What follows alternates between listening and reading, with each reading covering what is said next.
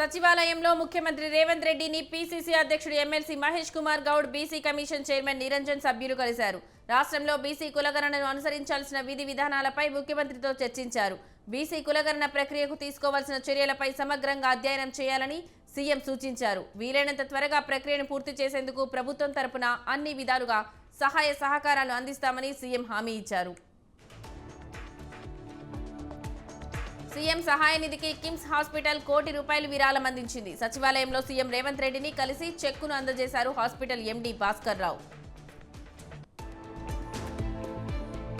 సచివాలయంలో ముఖ్యమంత్రి రేవంత్ రెడ్డిని సినీ గీత రచయిత చంద్రబోస్ మర్యాదపూర్వకంగా కలిశారు. RRR సినిమాలో నాటు నాటు పాటకు ఆస్కార్ అవార్డు పొందారు చంద్రబోస్. ఈ సందర్భంగా చంద్రబోస్ను సీఎం రేవంత్ రెడ్డి అభినందించారు.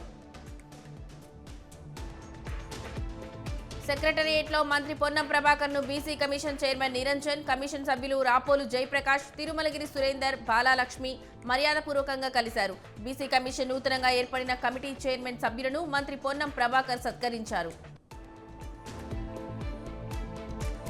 ములుగు జిల్లా ఏటూరు నాగారంలో చాబి ఐలమ్మ విగ్రహావిష్కరణ కార్యక్రమానికి మంత్రి సీతక్క ముఖ్య అతిథిగా హాజరయ్యారు. వై జంక్షన్లో రజక సంఘం ఆధ్వర్యంలో ఏర్పాటు చేశారు. చాకలి ఐలమ్మ మనమరాలు శ్వేతను రాష్ట్ర మహిళా కమిషన్ సభ్యురాలిగా నియమించి గౌరవించారని సీతక్క తెలిపారు. తెలంగాణ ఆల్ యూనివర్సిటీపై పార్ట్ టైం టీచర్స్ అసోసియేషన్ ఆధ్వర్యంలో ఉస్మానియా యూనివర్సిటీలోని ఆర్ట్స్ కళాశాలలో ఎమ్మెల్సీ కోదండరాంకు ఆత్మీయ సన్మాన కార్యక్రమం నిర్వహించారు. కార్యక్రమంలో భాగంగా పలువురు టీచర్లు కోదండరాంను శాల్వా కప్పి పుష్పగుచ్చం అందించి ఘనంగా సన్మానించారు. యూనివర్సిటీలో పనిచేసే పార్ట్ టైం టీచర్ల సమస్యల పరిష్కారం కొరకు కృషి చేస్తారని కోదండరాం తెలిపారు. రంగారెడ్డి జిల్లా షాబాద్ మండలంలోని నాగార్గూడ గ్రామంలో తాళ్ల శ్రీనివాస్ గౌడ్ అనే రైతు పొలంలో నూతనంగా ఏర్పాటు చేస్తున్న ఆయిల్ ఫామ్ ప్లాంటేషన్ కు ముఖ్య అతిథిగా ఎమ్మెల్యే కాలే యాదయ్య పాల్గొని ప్లాంటేషన్ ను ప్రారంభించారు. చేవేల నియోజకవర్గంలో రాష్ట్రంలోని ఎక్కువ మొత్తంలో ఆయిల్ ఫామ్ సాగు చేసే విధంగా కృషి చేస్తారని ఎమ్మెల్యే హామీ ఇచ్చారు.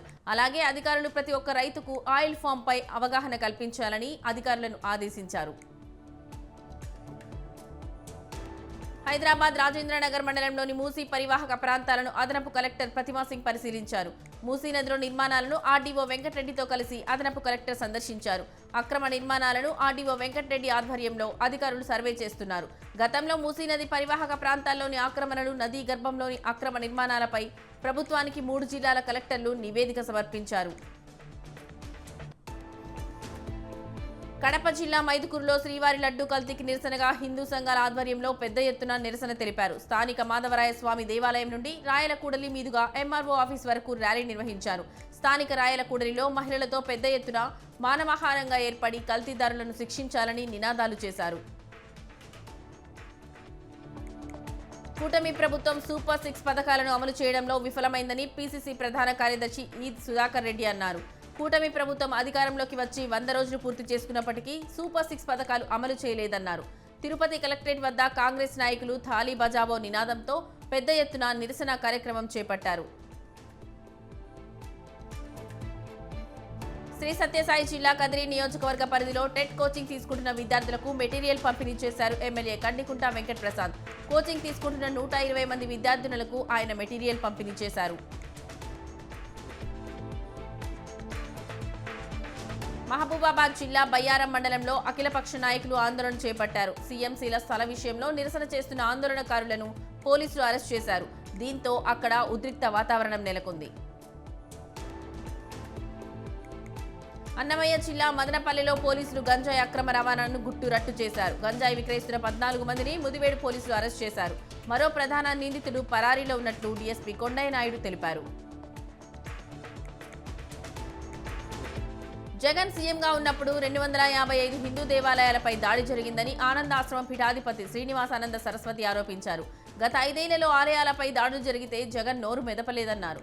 జగన్మోహన్ రెడ్డి తిరుమల క్షేత్రాన్ని వ్యాపార కేంద్రంగా చూశారన్నారు. 5 ఏళ్లు కోట్లాది మంది హిందువుల మనోభావాలు దెబ్బతిన్నాయని ఆవేదన వ్యక్తం చేశారు.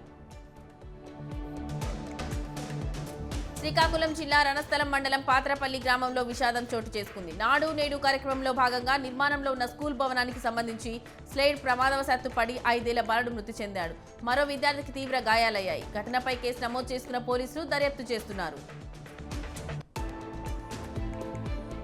వనపర్తి జిల్లా మదనపురం మండలం సరళాసాగర్ ప్రాజెక్టు ఎగున కురుస్తున్న వర్షాలకు సరళాసాగర్ కు భారీ వరద పోటెత్తింది.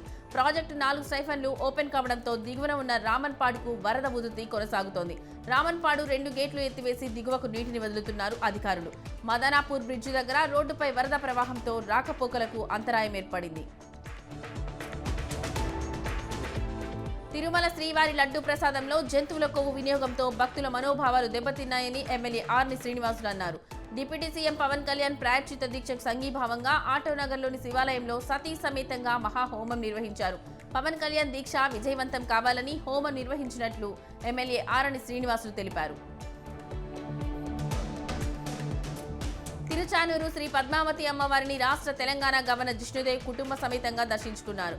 వారికి ఆలయ అధికారులు దర్శన ఏర్పాట్లు చేశారు. అమ్మవారి కుంకుమ సేవలో పాల్గొని మొక్కులు చెల్లించుకున్నారు.